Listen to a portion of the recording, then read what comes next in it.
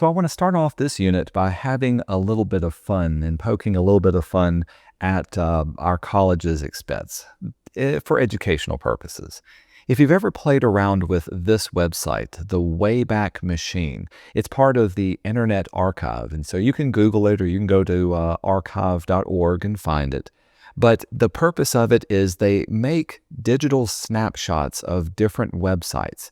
And you can go far back to the early days of the internet, the late 1990s, early 2000s, and you can get a good idea of how far we've come in terms of design and also in terms of technology. So here's Mississippi College's website as of May the 3rd, 2000. So it's well over 20 years ago. And this was state of the art. I'm showing you this not necessarily to see how awkward or how things have changed, but also to show you that at this time, they're designing for the needs of their client. The internet was still relatively new.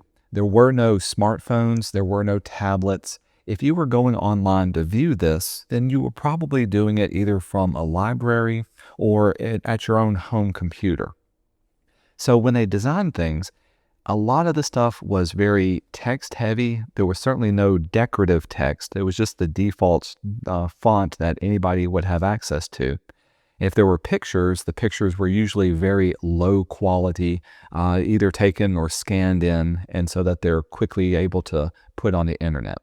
Of course, you can hover over it. You can see there's a little bit of interactivity, but for the most part, everything is kept super duper simple.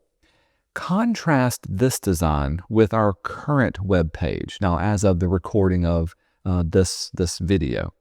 On this one, things are much more spread out. It's much more dynamic. You can see as I scroll down, there's still a lot of text, but there's a good sense of hierarchy and placement. Not everything is quickly just a link to click on. There's just a few links that are drawing me toward the action. These websites tend to tell a story a lot more, and they take all the information and they chunk it up into smaller bits that are a little bit more visually pleasing, rather than putting everything all on one page that fits nicely into one small square. They force you to scroll through and interact with the design. And as a matter of fact, another thing I wanted to show is if I went to the old website here, let's simulate this being viewed on a different sized screen. Remember, back in the day, you had just your regular desktop. And so if I change the size of this, well, nothing changes at all. Compare that to what we have today. When I change the size of it, you can see the content is starting to shift, maybe even change up the amount or the placement of it. Check out these three different things. They're stacked on top of each other, or now they're side by side. So this is known as dynamic design. And so when you design for interactive elements, especially if it's going to be viewed on different sized screens, you want your content to also change to match the size of that screen. That's what we're going to get into for this week's unit lesson. Designing for an interactive experience, you have to take into account where people are at and how people are looking at your content. Here, have a look at my Instagram page. Now, Instagram really is meant to be a mobile app. And so they're not, even though they have a website themselves, they tend to design for the mobile, smaller screen experience first, and then they build out the website second. This is why when you go to the website, all of their navigation is still on the side, all of the content is in the middle, and all of the other little bits are here. But when I change the size of my screen, you can see how it gets less and less, and it starts to feel more like the mobile experience. Rather than having to program 3 different websites, they've automatically designed it to fit whatever size screen that you have, depending on what they need. So if you're on a tablet, it would feel more like this. And if I'm on a mobile device, smaller screen, it would feel and interact more like this. We're going to be designing for a fitness website, and we're going to keep this super duper simple. Just like with all the others, we're not going to deal with the full high fidelity prototype. We're going to do a wireframe mock-up. But let's have a look at an actual fitness website to get an idea of all the different parts that we need to design and some things to consider whenever we set up our Figma page. First off, at the very top of our page, this is known as your navigation bar, also known as a header. The navigation bar has things like the logo, all of the major links that you want people to go to. It may even have a call to action little button over to the side. Immediately below it, this is known as your hero box. The hero box is the one big attention-getting device that's meant to be first seen when you load your page. And when it loads on the page, I don't have to scroll down. So this is known as above the fold. Above the fold is an old printing term. Think of it as a newspaper. Newspapers used to be folded up and laid in stacks. And so the first thing you saw when you saw this folded newspaper had to be the biggest, most attention-getting article, and it was above the fold of the page. Well, on websites, the first thing that loads up is nice, big, captures your attention. It usually has a big marketing message and pictures and a few buttons. As you scroll down, the rest of the content pulls you in and tells the story. Notice again, we've got nice, lots of white space. Very often, they'll chunk information into smaller little bits, and so you'll have content going around on different sides. And then at the very bottom, just as you have a header, you've got a footer that has all of the rest of the information. That's the most important. Footers can be things like any copyright or your web address or any other important links. It could be other more commonly clicked on things that people need to find, but they're not very important to find. If I'm clicking on some other little things, let's go and look at these. Again, this also needs to be very responsive.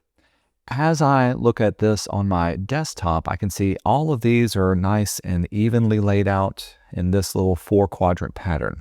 Let's see what it looks like if I pull it in. You can see it's going to make it smaller, or if I go to a mobile experience, it stacks everything on top of each other. The other thing to note is how my navigation changes up. Check out the top of my navigation bar. So right now I've got everything inside of one bar. If I squeeze it in, you can see it changes the size.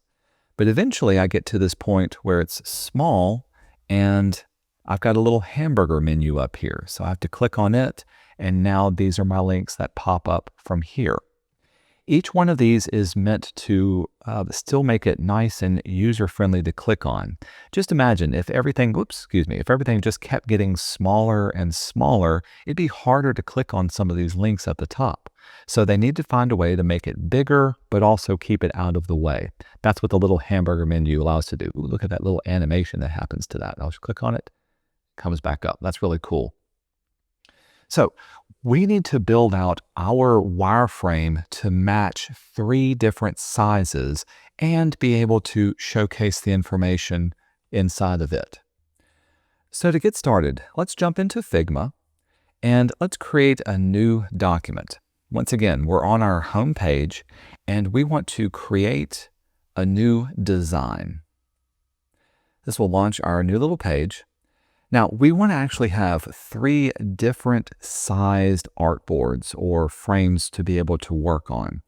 We're just going to be making a landing page, and so the content is going to be the same for each one of these. We just need to have one for a desktop, one for a tablet, and another for a phone screen.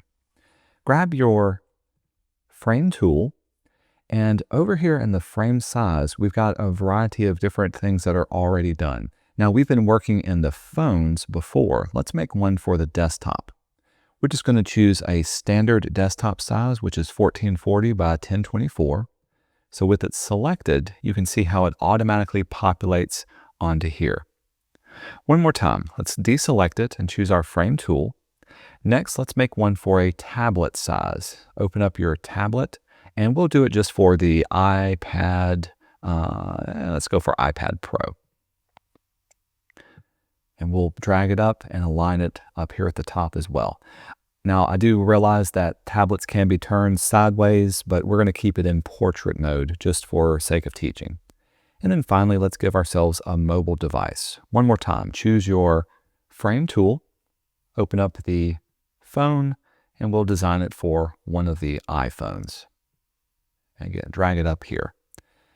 There are some different standard sizes, but we need to have a desktop, a tablet, and some sort of phone to be able to design our content on all three. All right, now that everything is created, let's go up to the title of this and let's call this our workout website. We'll give it an actual name next week.